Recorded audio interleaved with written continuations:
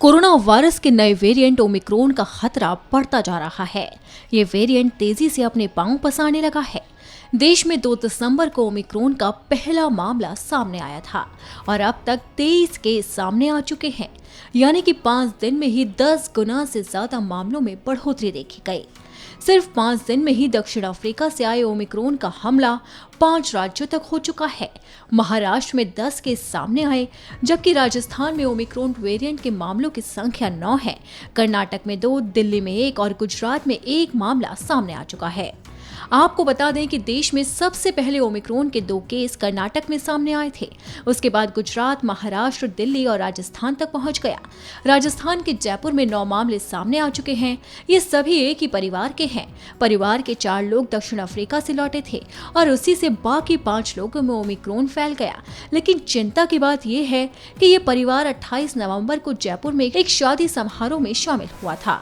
अब प्रशासन contact tracing कर बाकी लोगों की जानकारी इकट्ठा करने की कोशिश कर रहा है ताकि इसे फैलने से रोका जा सके। राजस्थान के अलावा ओमिक्रॉन ने महाराष्ट्र पर बड़ा हमला किया। यहां अब तक 10 लोग इस वेरिएंट से संक्रमित पाए गए। सभी लोग दक्षिण अफ्रीका से लौटे थे।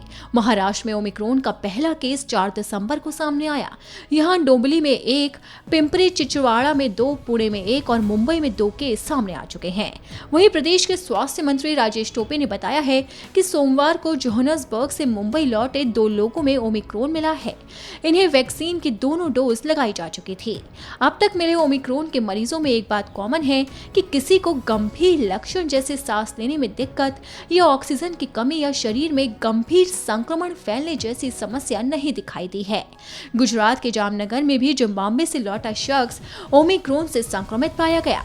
दिल्ली में भी तंजानिया से लौटे एक शख्स में ओमिक्रॉन वेरिएंट की पुष्टि हुई है, जिसके बाद से ही प्रशासन अलर्ट मोड में है। दिल्ली के स्वास्थ्य मंत्री सत्येंद्र जैन ने बताया है कि तंजानिया से लौटा ये शख्स किस से मिला था, उसकी जानकारी जुटाई जा रही है। ओमिक्रॉन ने भारत में तीसरी लहर का खतरा भी बढ़ा दिया है। आईआईटी के साइंटिस्ट ने अनुमान लगाया है कि ओमिक्रॉन के चलते भारत में कोरोना की तीसरी लहर आ सकती है।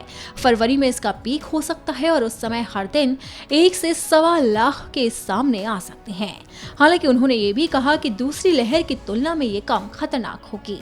अब विशेषज्ञों की चेतावनी के बाद ये बात साफ है कि भारत में तीसरी लहर का खतरा लगातार बढ़ता जा रहा है। खासकर ओमिक्रॉन के पांव पसारने से भारत में एक बार फिर से खतरा बढ़ने लगा है, जिसे देखते हुए मोदी सरकार के साथ साथ केंद्र सरकार भी अलर्ट मोड में आ गई है। केंद्र सरकार ने राज्य सरकारों को पत्र लिखकर सतर्क रहने की सलाह दी है। साथ ही कोरोना नियमों के पालन करने का भी आदेश दिया है। अब देखना होगा कि सरकार ओमिक्रॉन को पांव पसारने से कैसे रोकती है।